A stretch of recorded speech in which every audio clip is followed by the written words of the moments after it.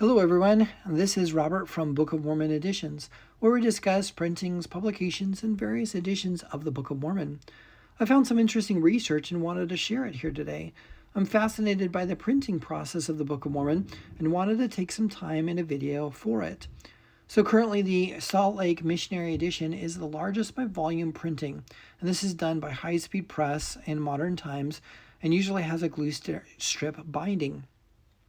This softcover style printing started in the 1950s, and I did a video regarding the softcover style printing and binding of the Book of Mormon.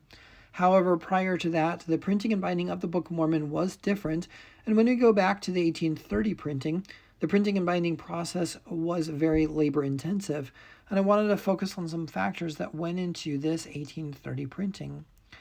So the printing process of the 1830 edition was on a hand press. The letters were on bits of metal called typeset and put together to make a printing plate. These letters had to be in mirrored order for the print to come out right on the paper. Often there were errors from the printer putting letters out of order, which resulted in a misspelling on the paper. Instead of printing around 590 individual pages, a printer had the ability to use a larger piece of paper and print about 8 pages per side, and then to be folded down to a 16 pages front and back. These folded pamphlets were called signatures.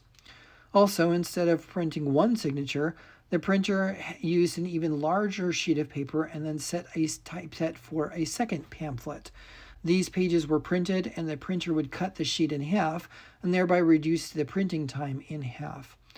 Because the signature pamphlets were only 16 pages, the printer had to make 37 sets to make a complete Book of Mormon.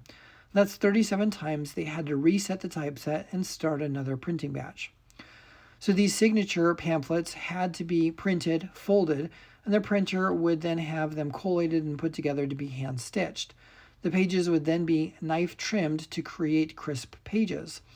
Once that was completed, the packet of pamphlets would be bound in a leather hardcover. What's also interesting is that the same group that created the letterpress and Palmyra replica edition of the 1830 Book of Mormon had overage from their modern print run and have created replica pamphlets.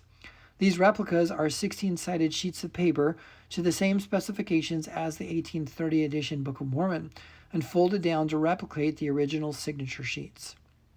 So these loose leaf replicas are available for collectors and only in a place that I know, and the only place that I know that sells these is the Latter-day Message bookstore and gift shop on Main Street in Palmyra, New York.